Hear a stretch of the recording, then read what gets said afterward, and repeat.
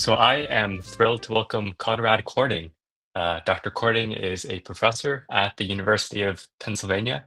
He's also the co-founder of Neuromatch and the Community for Rigor. Today, Dr. Kording will share his insights on C. elegans, ground truthing, as well as some more broad work. We look forward to learning from his expertise and his vision for the future of neuroscience. Let's give a warm welcome to Dr. Konrad Kording. Wonderful. Thanks so much for having me here. I hope you can see me. Let me start sharing my screen. Okay, wonderful. So my talk is about why ground truth for simulation of brains is so hard. Simulate, emulate. I'm not trying to make specific philosophical points here. Happy to talk about all those aspects later. I also first want to start with, it was amazing seeing Randall's talk before, because I was like, wow, he's using the same language as me. He's thinking about it in the same way. I think there's a bunch of areas where I come up with slightly different conclusions to Randall, and I'll be talking about them. But in general, I think like we're really well aligned in the directions where we want to go. So let's go. So let's first start with the first thing. Can we simulate the behaviors? And my view here is very much driven by my background on the machine learning side. Like a simulation that cannot do out-of-domain generalization is useless. Let's be clear what that means.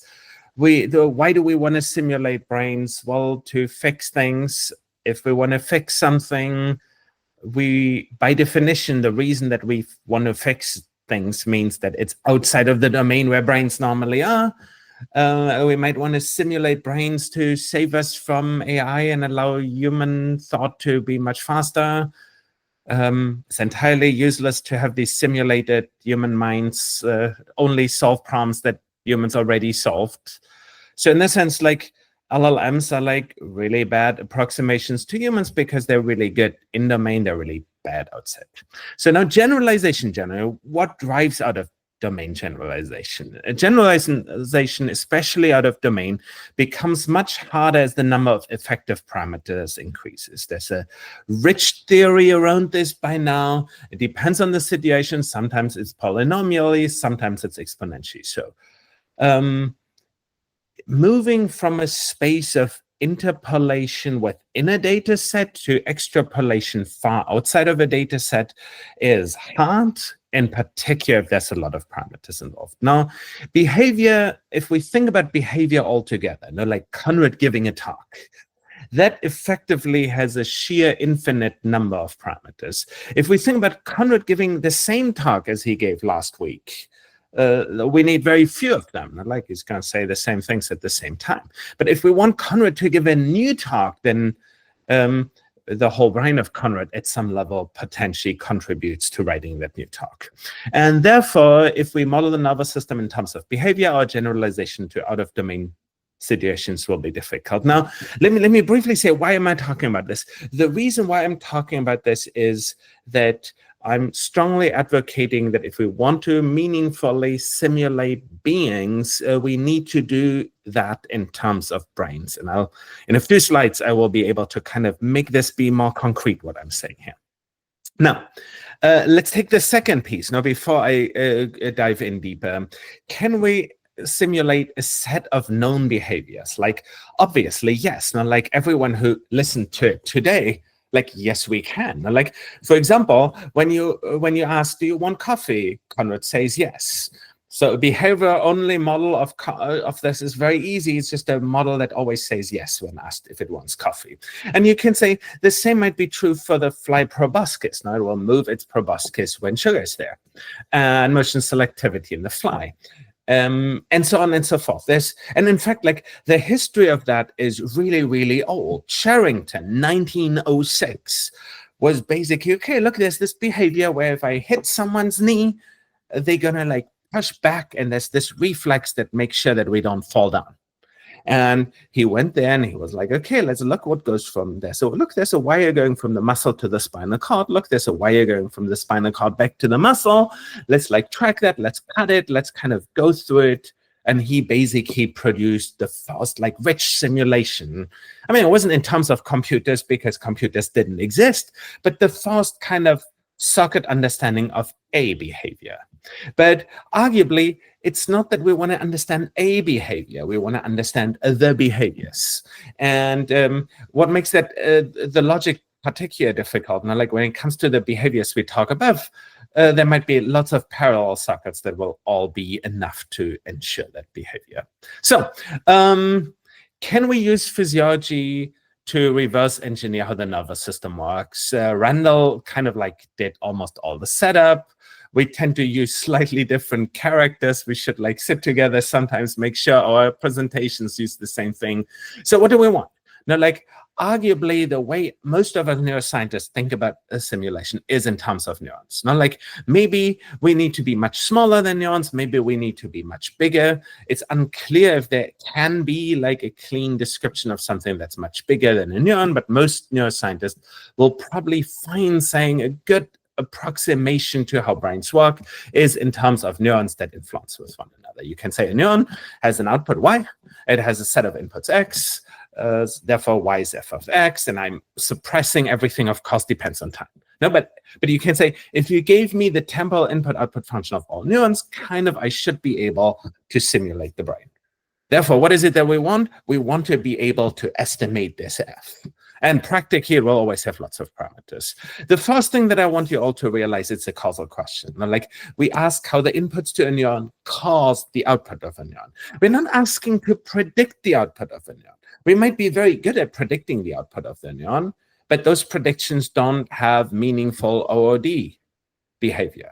Now, like the things that do have good OOD behavior are the causal components of the world. The reason why causal thinking is so powerful is because the causal systems in the world are the systems that kind of like stay constant. Whereas if I take the brain and I have like really great predictors for what every neuron does for one task, I introduce a new task, my predictors all go down the drain. And I played that game a good number of times. No? So let's briefly remind everyone why causality is hard. I have one neuron, let's say the bottom one. I want to know how it influences the top one. Great, no problem. Like, great question. Maybe if there's only two neurons in the world, like all I need to do is like see how activity of one neuron often precedes the activity of another neuron, quantify that. Great, I now know what the function Y of the second neuron is. The only problem is there's what we call confounders. There's activity in the brain that influences neuron A and that also influences neuron B. Brief reminder, how many of those confounders are there in the brain? Well, every single neuron that exists in the brain. Whilst every single neuron is also downstream of the neurons that we record from. And that means that they're also what's called collider in causality speak, which means that basically in that domain, unless I can record them all, basically I'm hopeless at finding out how they interact with one another. And yes, there's a big field of causal inference with like really wonderful theorems behind it. So I'll be giving you the gist because that's what we need to think about it at this point of time. If anyone wants to like see more of the mathematical detail, hear more about that, like please ask me later. Okay, brief introduction why these things are so difficult. I give you a simple causal system. Now, like there's a simple system I can think of how neurons react. I have n neurons. I therefore have an n-dimensional state vector. The next state vector xt plus 1 is a nonlinearity sigma times axt plus some noise, no? Like, and let's make this concrete. Let sigma be a sigmoid nonlinearity. A is the n by n causal ground truth matrix. Epsilon t is process noise. I assume that it's white noise, and we initialize it to 0, and then we can say, is correlation similar to causation? And here's the intuition. Like you can say, if one neuron strongly causally influences another neuron, in other words, if that connection is important in the Y of the downstream neuron, then I should find that activity of one neuron predicts a lot of activity of the downstream neuron at the next time step. So delay one correlation should kind of be similar to correlation, to causation. And here's what we have there. We have the true connectivity matrix A up there, chosen from this sparse set of neurons, and below that you have the delay one correlations. Look how similar they are. if we take this at face value, it says, well, if I want to know how every neuron influences every other neuron, I just need to look at the time delay correlations between the neurons. Okay, problem solved. Like brains are easy, but it turns out that unfortunately that's not the case. This is how it looks like when we have 6 neurons. This is how it looks like when we have 100 neurons. Now let's be clear what's shown there. Actual connectivity strength is shown in the left, on the left. Time delay 1 correlation is on the right, and you see these things have almost nothing in common, and we can quantify this. On the x-axis here, you have the number of neurons in the system. On the y-axis, you have the correlation, and you have the correlation between the correlations and causality. Basically, you have how good is correlation at telling me how neurons interact with one another. Turns out in small systems, correlation is more or less causation. In big systems, they have absolutely nothing to do with one another. Quick reminder, this goes from 0 to 100. C. elegans has 300 neurons, so it's already totally out of domain. Our brain has 86 billion, so it's kind of like, for all practical purposes, causality has nothing to do with correlation. Now, let's briefly say why regression is a problem there. Now, like Randall talked about the inverse problems. I will only be talking about linear inverse problems because basically, if we can think about it meaningfully in terms of linear inverse problems, we can always extend it to nonlinear problems by kind of like adding basis functions that are nonlinear in the inputs and things like that. Now, so here we have the standard equation for regression. We take the x prime x matrix, we invert it, we multiply it with the x prime y matrix. Okay, just regular linear regression. Now, the first point is a lot of people believe they can figure out what the f of x are, like what the function for f is, by recording some of the neurons. Well, that doesn't work. So here's why. So we have yi, which is now xi beta. So these are the variables that we record from, the xi, the inputs that I know about, that I record from, times the causal effect of them. Now, and when they say causal effects, those are just the linear components that we should have in our linear function for y. And then we have plus zi delta, the neurons that I don't record from. This could be also the dimensions that I record from, that I don't record from. Now, what if I have a neuron with 2 dendrites? Each of them kind of implicitly is a dimension, plus ui. I apply the same equation that I have before there. What it gives me is that the expected value that I get for the estimated influence of one on another is the correct one, plus a bias. That means that as soon as I don't record everything, I get biases. If I record only, let's say with fMRI, like 30,000 dimension out of 86 billions, the number of these bias terms is effectively infinite relative to the direct correlation terms. Therefore, I don't learn anything about causality in the system. Therefore, I can't learn about the whys that I need for solving the inverse problem unless I really have all dimensions. And even then, it's not always defined. Now, let's be clear about that. And now let's say, okay, good, like Konrad, fine. Like you convinced us, like we need to record from all neurons at the same time. Okay, I give you all of them. Now, like 86 billions if we talk about humans. Some of you know I love C. elegans, 300, still very hard problems. Okay, so we record all of them. Let's look what we can say. I want to know, how good should I believe I can be at estimating those parameters? And because it's linear regression, we totally understand that. Now let's start with the setting of the problem. I have the neural activity, which produces some signal X. Now, like that's the ongoing activity. Then I want to influence quantify the influence of X on Y, on variables. That could be the same variables as X. They could be just that one neuron that I'm currently looking at. Then we assume a linear system. Y is x beta plus epsilon, standard setting in that field. Now you can say, what is X? It's an n by p design matrix. N samples, p parameters. Think about it. N neurons, p neurons sampled over time. Okay, and now beta is the unknown p-dimensional vector of parameters, and epsilon is an n-dimensional noise vector. No, and I assume that noise is Gaussian. It's not. Doesn't, like all of my back of the envelope calculations are perfectly fine if things become nonlinear and non-Gaussian. Okay, we do ordinarily squared estimation, standard linear regression equation, you had it before, we can say, what's the variance of that? Well, the variance is the noise that we have on things times the X transpose X matrix inverted. Now, how do we understand this variance term? So basically, if this is small, then I can estimate all the influences between neurons. If this is very big, I cannot understand that. Well, here, life is easier in singular value decomposition space. We transfer into that space where we say X can be written as U sigma V transpose. Sigma is a diagonal matrix containing the singular values of the covariance matrix. Now, let's be clear of what we have here. Now we rotate, and then we have the singular values that are there, and then we kind of rotate back. And then what we need to do is we want to calculate X transpose X. That is the matrix that we ultimately always have to invert. Okay, let's do that. We have a U sigma V transpose times U sigma V transposed.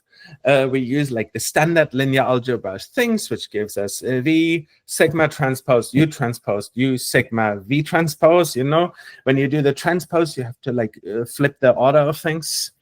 And then that gives us that covariance matrix is V sigma squared V transpose. Okay, so the V is just that rotation that we need to get back out of, get into singular value space. Okay, so the sigma squared is where things are really happening. Now you can say, okay, let's ask how good my variance is at estimating beta hat. Just so that everyone's on the same page. The variance of beta hat is basically just a quantification how good we are at estimating the weights between neurons. Okay, so that is now sigma squared V sigma to the minus 2 V transpose. Now we can reformulate that to put it into an obvious format, and there's like some approximation that go into it. It's like, what's the first term? Sigma. Okay, like the better, the less noise we have at recording from our neurons, the better we'll be doing. We're very limited at getting this down. So with every recording technique, there's a fixed there's a fixed minimal value that we can get, and there's usually a trade-off where we can make things better, but like everything else gets much worse. A part of it is even coming from the neurons itself, where we can't do anything about it. Then it has a something that says proportional to 1/t. Basically, you can record a million times more data, which makes your noise factor 1,000 smaller. And then we have this term, which is the sum over the inverse variances associated with the singular values. Now, if all singular values were the same, then they might all be of size sigma, say, in which case that like right-hand side term is 1. Great. But imagine you had one very small one. Like imagine one of the singular values was 0. In that case, that term that we have on the right-hand side contains 1 divided by 0, which is infinity. So as soon as we have small singular values, this is bad. This is, as Randall mentioned it earlier, there's a lot of ill-posed problems in that space. Now, the question is, are neuroscience inverse problems like that? And yes, they are. Oh, I forgot this is the data from Stringer et al., one of my favorite experiments. What they did is they recorded from a couple thousand neurons at the same time. And then they ran singular value decomposition, principal component analysis, and calculated how much variance is associated with each dimension. And look at that. We have a small number of relatively large singular values, and we have a massive number of small singular values. But if I want to know what the weight is between two neurons, what the input-output function of a neuron is, I need to get the small ones right, because there's so many of them. Now, like the vast majority of them is small. Now, the general finding in these experiments is like the more dimensions you record, the higher that range. No? It means more means you have more PC dimensions that you see, more singular value dimensions, but also you go through more orders of magnitude of variance, and the slope is usually -1 of these things. Now, so in this case, the smallest singular value is 10 to the 4 times smaller than the biggest one. If we go back here, it means that all of a sudden we multiply the right-hand side term with a factor of 10 to the 4. Even after the square root, it's still 10 to the 2. So these small dimensions, and as we go higher dimensional systems, they get much worse, basically make solving the inverse problem progressively impossible. Now, this is all assuming, so far, we just assume that every synapse is basically just one parameter. But unfortunately, that's not the case. If we think about synapses, what do they have? They definitely have strength. There's fast synapses and slow synapses. They go over many orders of magnitude. We have depressing and facilitating neurons. Now, it means that there's some neurons that if they keep getting a lot of input, it goes super linearly up. There's some synapses where they keep getting a lot of input, it kind of keeps going down. Every additional spike has less of an influence. And then, of course, there's plasticity. And then there's all kinds of things. Now, if we add these as extra basis functions, they become very correlated with the ones that we already have because they're produced by that. Therefore, the singular value spectrum, if you simulate those things, even gets much worse. Okay, so we can probably not solve the inverse problem for bigger brains, no? Because of the steepness of that. Basically, we always have like lots and lots and lots of like very small singular values.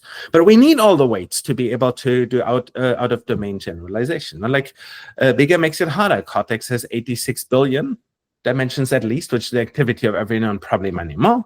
And lots of cortical neurons have 10 to the 4 inputs. So they each of them are like basically very, very difficult to meaningfully identify. If we cannot solve the inverse problem, no, like so my conjecture here is that for complex neurons, there's no hope to solve the inverse problem here. Many cortical neurons, because neurons have so many. Now, if we can't solve it, what can we instead do? And I want to share a very different approach of getting at the same parameters, which is the following. We have these emerging imaging techniques. It's pure magic if you come from how I was educated. We can basically take brain tissue, we can expand it, making it factor 20 bigger, factor 100 bigger in every dimension, cut it into thin slices, and then we can wash in antibody after antibody and see all the molecules. If we can see the molecules, I believe there is a much, much faster path at getting at the input-output functions of neurons. So let me guide you through that. If we can do it, so like here's the key movers in that space. So the price for imaging molecules is in free fall. Expansion microscopy makes high-resolution imaging incredibly cheaper. The price for storage is exponentially decreasing. The price for machine learning is exponentially decreasing. So therefore, what I'm saying is solving the inverse problems on the electrophysiology side is really very hard, potentially impossible, but solving the inverse problems by showing me the parameters directly, by measuring the parameters with imaging is becoming cheap. And let's go a little about why that seems to be possible. So first, why don't I simulate brains? Now, like, we need to convert the molecular annotated connectomes, and we have these connectomes. Now, like, it's amazing, Flywire. I'm a huge fan, but we don't have the molecules to that. And even if we had it, imagine we had Flywire the way it is. And not only that, but at every synapse, I give you a long list of all the molecules that are sitting there in the synapse. We have no mechanism of converting such data into how strong is the neuron. Now, like, we saw some machine learning there in the talks this morning where you can say, okay, I give you a synapse, I show you how it looks like. You can say, probably excitatory. But we can't say, oh yeah, not only is it excitatory, but the weight is 8.2, like picoamps, and the time scale is 50 microseconds. So, like, we don't know these things. And therefore, we can arguably not build like satisfying overall simulations. I mean, it's wonderful what we've seen, but like it's kind of very local, the simulations that we have. Now, let's briefly review how modeling works. Now, like if you have people who model neurons, the most detailed models are all of that kind. You start with a neuron here, and you see the whole neuron with its structure. You convert that into an abstract model where you're like, okay, we convert like each little segment of the dendrite becomes one piece in our model, and then you put in molecules that basically affect the electrical properties. No? Like you can say there's an input, and that input, when it happens, allows a certain ion to go through a channel. And there's another input that allows another ion to go through the channel. And some of them are voltage gated, some of them are ligand gated. Like we have a whole bunch of little molecules that are involved there. Now, briefly, why is imaging now powerful? Well, if you have a molecule that produces a current and the molecule, and I do imaging and the molecule is not there, I already immediately know that there can't be that kind of current, like no sodium channel, no sodium current unless there's a sodium channel. And that general idea, you can say, you could generalize it and say, well, if you give me the count of sodium channels, I can kind of like start building a model, because the count of sodium channels now gives me a way of modeling how strong this will be. So are we good then? No, we can image the molecules. No? Like in principle, we can go in and say, give me the distribution of sodium channels, give me the distribution of potassium channels, give me the distribution of glutamate receptors. No? Like all those things. In principle, are we good then? Well, no, because what we need is then have a list of all the relevant molecules. And to be clear, when I say molecules, it could be that it's multiple molecules that need to be stacked together in some specific way. So we need to know the molecules and or like local compounds, local complexes, but we also need to know what they do. And we don't currently have a calibration set there. Like how strong is the influence by this channel or this channel? Yeah, we can sometimes patch clamp them, provided that they're membrane bound, but by and large we can't do that. No. So what we need to do is, for every neuron, we need to know what they do. For every molecule, we need to know what they do. And for every molecule / complex, we need to be able to write how the current and the timing and so forth depends on all the molecules that we have there.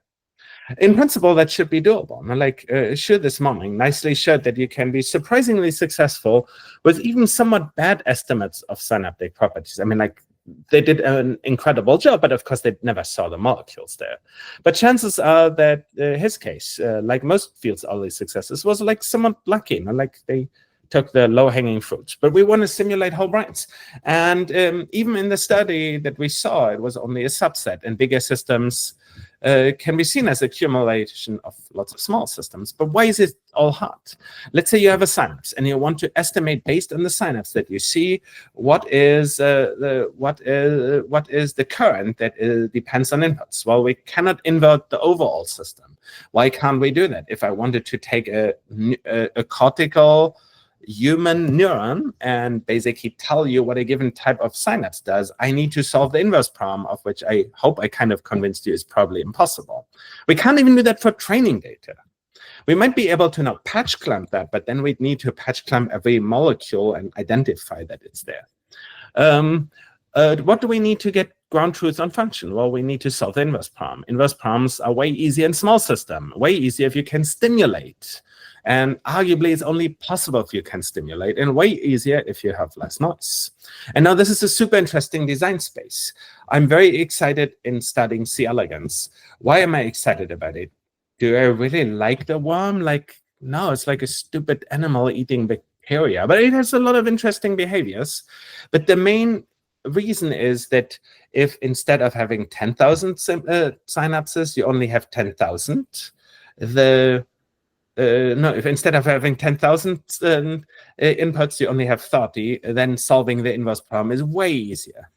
Alternatives to C. elegans could be small systems, slices, brain organoid, there's synapse and neuroscience. There's like a lot of ways of designing small systems where you can measure the input-output functions. Key being here, like by moving to small systems, the inverse problems become actually doable. Being in large systems, the inverse problems are incredibly hard. Now, I'm making the point for starting in C. elegans. Why do I want to start with C. elegans? There's only about 300 neurons, order 30 synapses, they're slow. All these things kind of play into the techniques that we have. The fact that there's only order 30 synapses means that solving the inverse problems will be way easier. On top of it, we can fail very fast on C. elegans. No, we can check what we get wrong. Why? Because we should be able to look at synapses, figure out what they do, and then predict what neurons do with it. We can use calibration data across scales, where we can say we can do synaptic physiology, and we can do physiology about like little dendrites, and physiology about whole neurons. And there we could then establish structure to function. And in general, solving the structure to function problem is one of the big underexplored problems in biology. Now, like, let me briefly zoom out of like even neuroscience here. Biology now has this ability of producing imaging data of unbelievable precision, multimodality, and all that. But what we completely miss is a way of taking that and converting it into function. Like, you show me the image. I want a mechanism how, if you give me the image, I can tell you what it does. And that, I think, is one of the biggest problems of our time. We need, but to be able to do that, we need Rosetta Stones. We need cases where we have known imaging and we have known functions. So we need to engineer situations where we can produce this data set that both has imaging and that has the function at the same time. Now, why does this potentially give us a hold on out-of-domain generalization? Now, like, behavior has very high-dimensional input-output functions, but neurons have, relative to behavior, much, much smaller dimensionality. So even if the generalization problem between behaviors are hopeless, the generalization problems between neuronal input-output functions will be much easier. And hence, a simulation based on neurons, ideally identified using imaging, should give us a hold on OOD generalization. So meaningful simulations based on neurons can at least hopefully get us out of domain generalization. Now, if we had the simulations, if we had like these Rosetta Stones, then emulation simulation would be relatively doable, because we could switch from an input modality that is very inefficient, electrophysiology, to an input modality that is molecular imaging that is very, very efficient. And that's why I'm very excited about like studies that go towards this, into this function to, into the structure to function, molecules to function space. And with this, thank you so much for your attention. Thank you.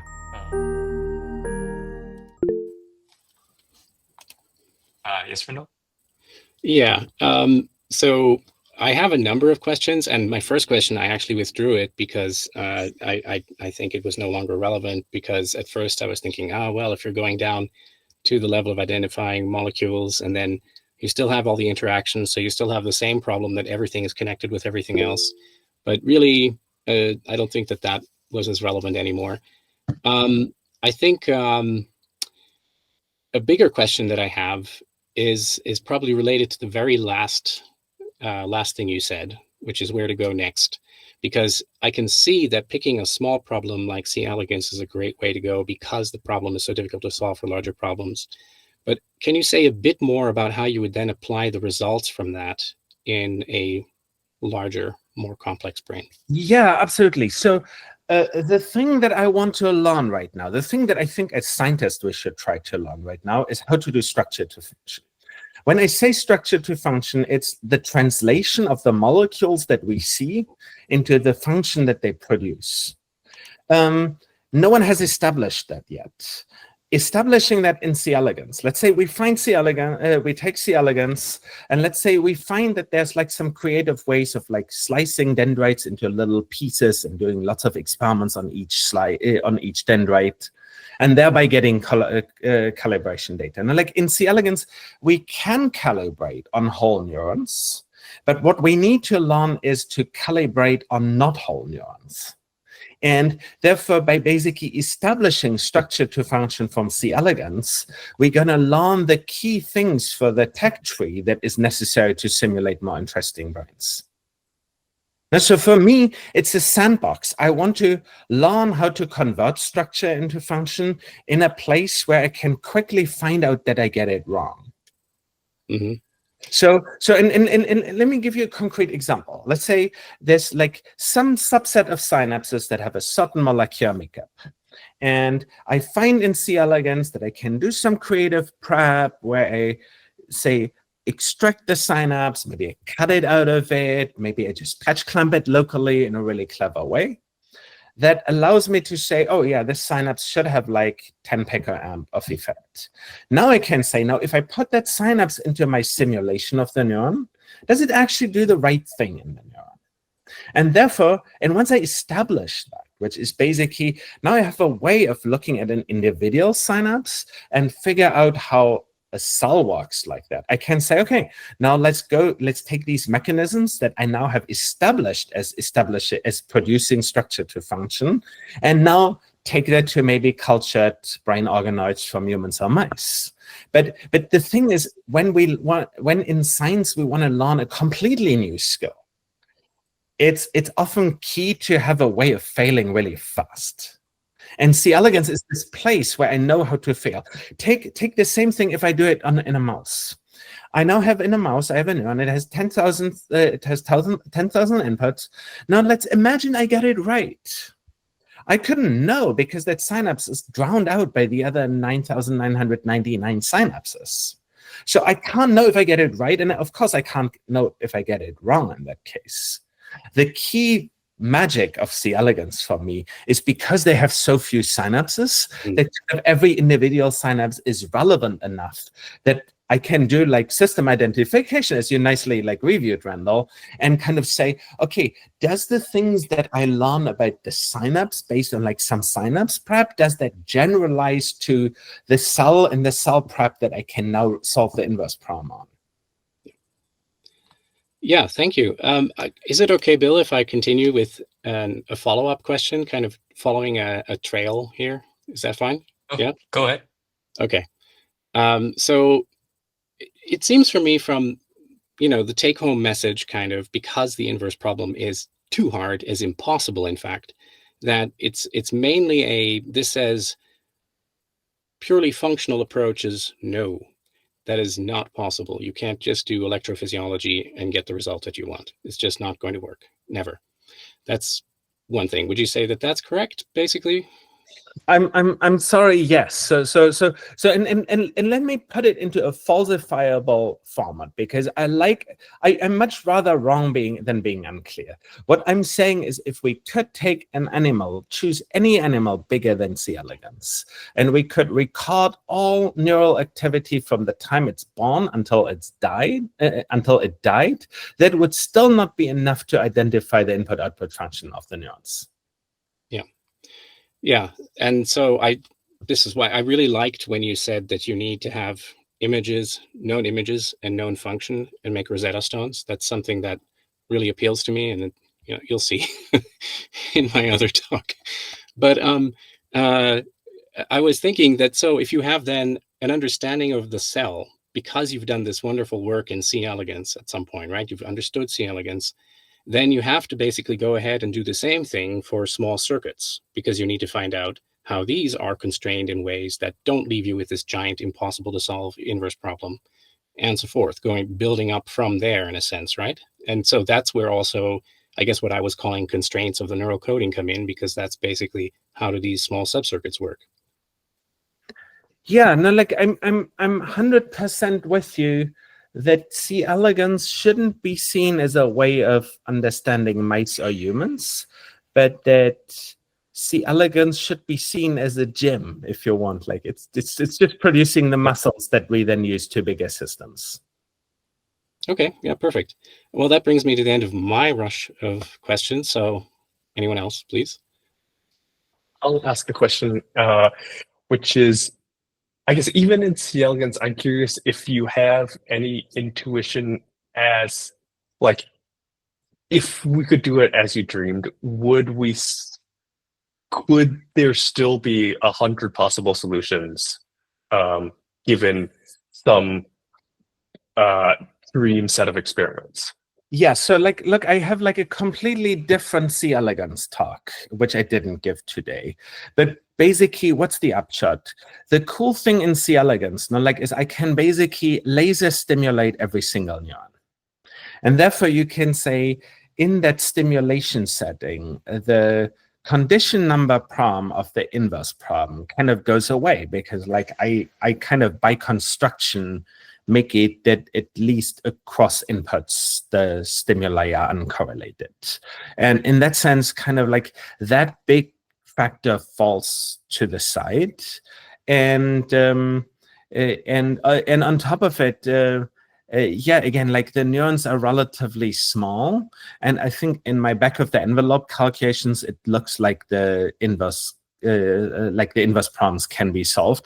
But in general, like look, like if you have good condition numbers, inverse proms are like kind of by definition not that hard. If you have very bad condition numbers, if your covariance matrix basically has some very large singular values, lots of small or very, very small ones, then your inverse proms become hopeless. I mean, like another way of thinking about it, you can say if I have 30 inputs, I can't go through the exponential space of every subset of all possible synaptic inputs, but I can realistically, over a lot of experiments, go through at least a lot of them. I should mention another thing that not everyone might be aware of. C. elegans are very, very similar across animals, as opposed to even like fruit flies and larval zebrafish. And therefore, it's quite credible to do lots of experiments on different animals, but on the same synapse, and then collate information across animals. And with that, it seems that it should be doable, but like it's still a hard problem. Like not taking away from that.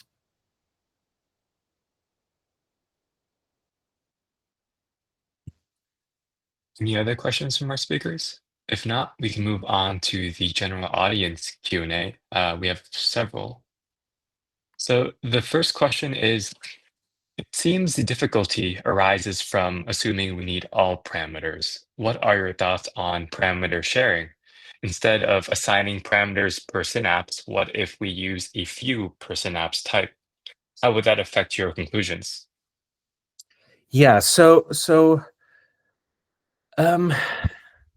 maybe let me go back one step first. That will help you see why I think about it like that. So animals learn, kind of all animals learn. Humans learn in all likelihood. Even if evolution does the learning, there's a lot of learning happening everywhere.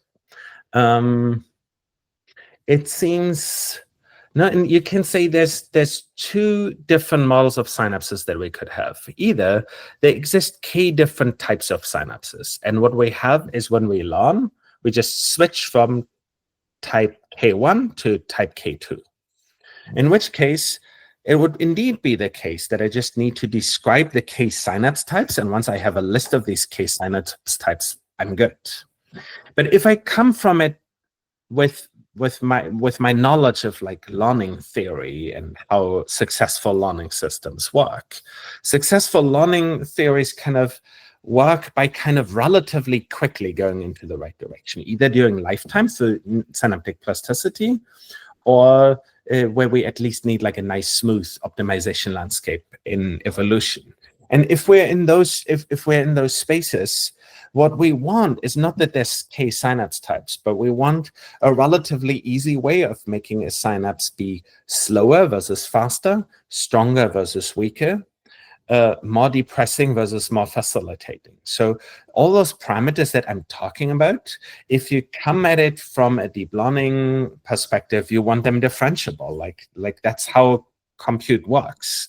You want lots of parameters, you want them all differentiable, you want to go down the gradient of all of them.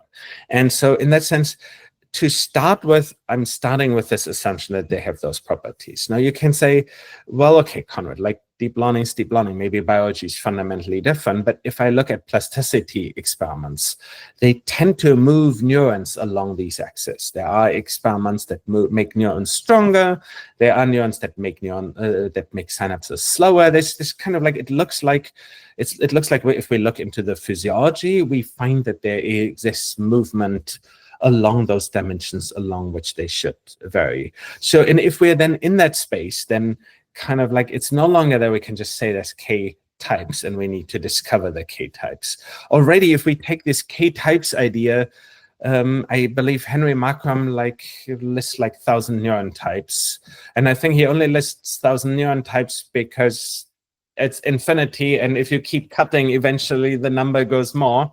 But I think that basically every neuron is unique, and in fact, my lab has some evidence that at least when it comes to the conic counts, that neurons, for example, have a lot in common with their sister neurons, and I don't think. And therefore, kind of, it's unlikely that they fall into types as neurons. And if neurons don't, then why would synapses? So, but it's right. We might hope, neuroscience would be much easier if there were 100 types, because then you could say, we just take imaging of lots of synapses and we cluster them in some space. We find however many types there are, and we do the paired patch clamping on every one of them, and then we'd kind of be good. To my knowledge, there's no evidence that this type division actually exists. But of course, when I say those things, I don't mean them in full generality. There are GABA synapses and there are glutamate synapses. And it's not that everything is everything and totally continuous, but I believe that on top of certain classes, I take it that there exist classes, there exist inhibitory synapses. I'm not denying that the existence of this macroscopic effect, but I'm saying then within GABA neurons, there's still this whole continuum of neurons that are faster, stronger, weaker, you name it. We almost got a Daft Punk reference there.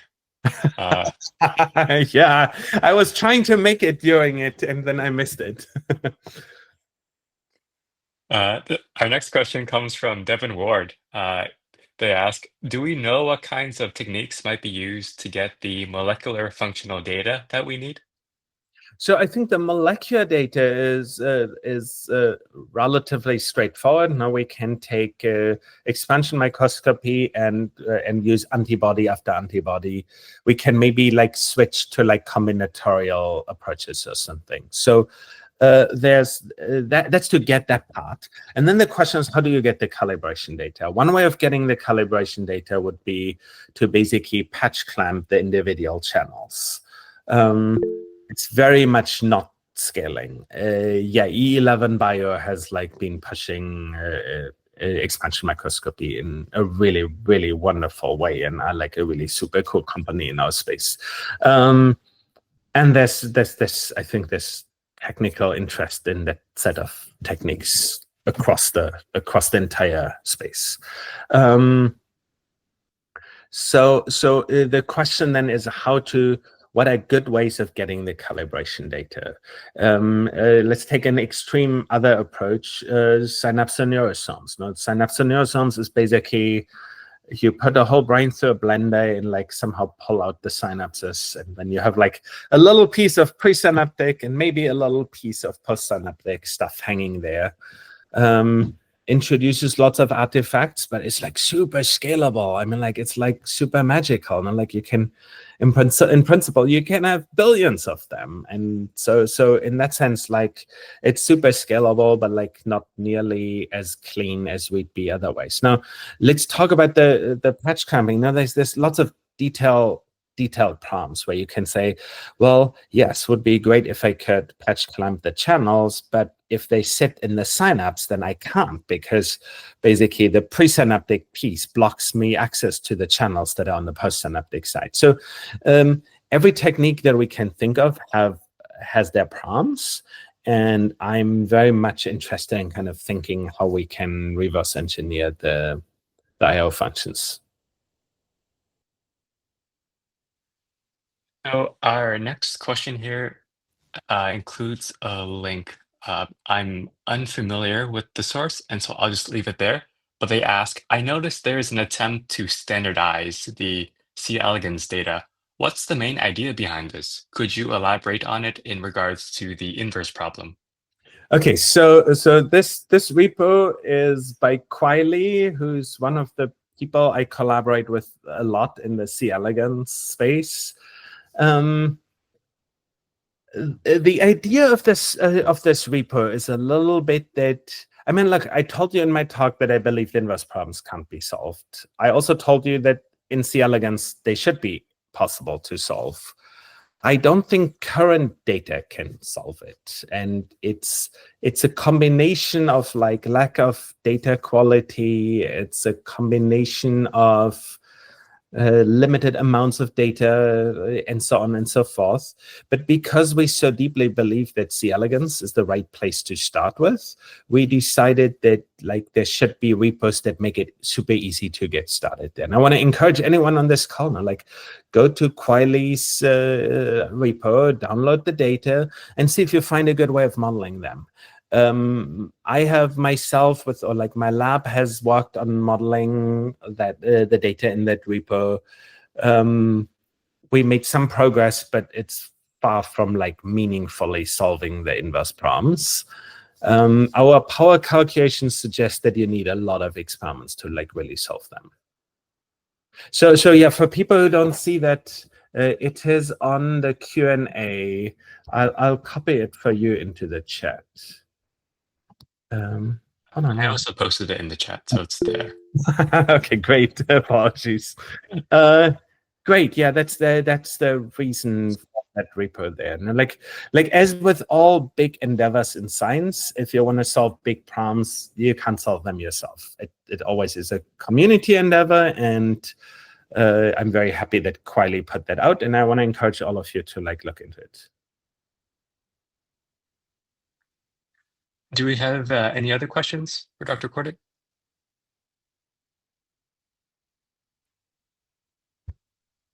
Did you already ask the question? I don't know who it is. It's an anonymous one. Something about parameter sharing. I see in there. Not exactly sure what it means. Yes, we did. Oh, like my answer to that was like for parameter sharing, we'd need to assume that certain things are identical, and that's a little unclear.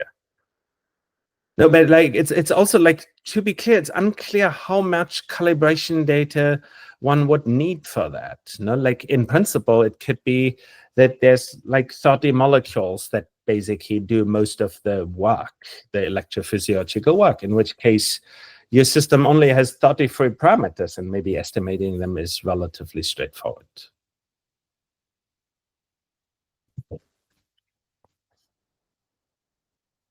Well, if there's nothing else, we can move on. Thank you, Dr. Kording, for the talk. It was wonderful. Thanks for having me.